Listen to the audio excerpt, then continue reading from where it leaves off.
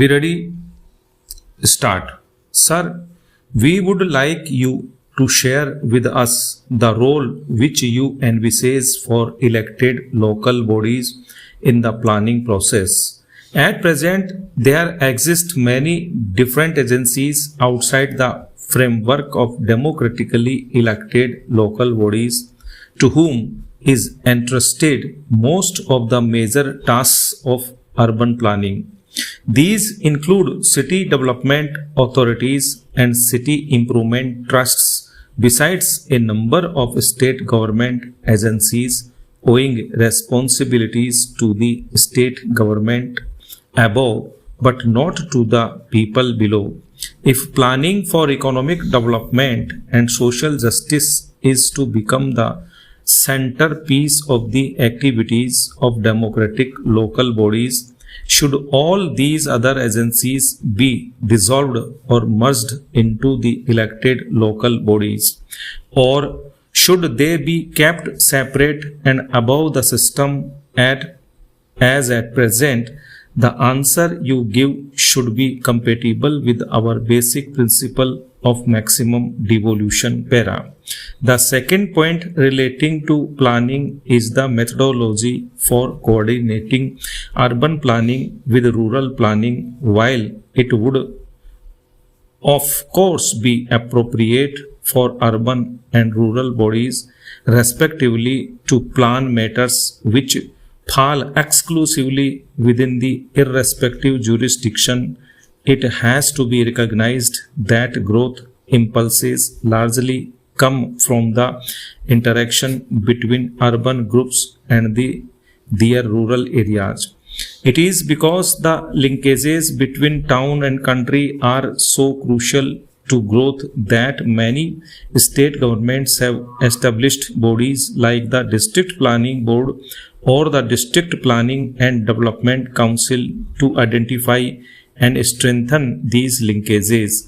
The tragedy is that in the name of coordination, District Planning Board have been established outside the framework of democratically elected local bodies and generally placed under the charge of a minister appointed by the state government para. Thus, the most crucial planning functions and much of the effective decision-making power, as also the allocation of the bulk of finances, has been vested in bodies which are outside the democratic framework of local government and are dominated by ministers appointed by the state government. I call it a tragedy because it is through these agencies that the elected authority is bypassed or overruled. In the name of coordination, democracy is being sabotaged. In the name of coordination, the will of elected local bodies is being subordinated to the will of the state government. In the name of coordination, the people's will is being replaced by the will of officialdom.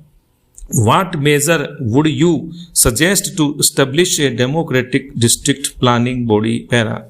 The second major act of devolution envisaged in the Panchayati Raj Bill is the implementation of development schemes relating to the subjects set out in the proposal 11th schedule para.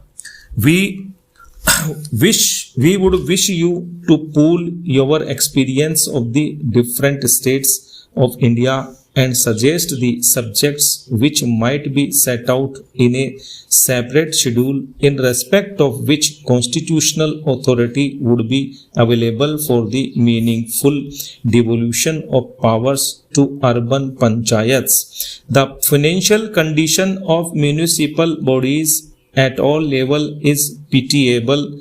They barely have the funds to sustain themselves. They are unable to even maintain community assets and services, let alone create new ones. Debt and default are widespread. There is fiscal irresponsibility allied to financial indiscipline. The sound finances of urban institutions of local self-government is a matter of crucial importance. Much of the wealth of India is generated in urban India. Its rates of growth are significantly higher than in rural India. The asset which municipal bodies sit on, namely urban land, is a very valuable commodity whose values goes on increasing rapidly.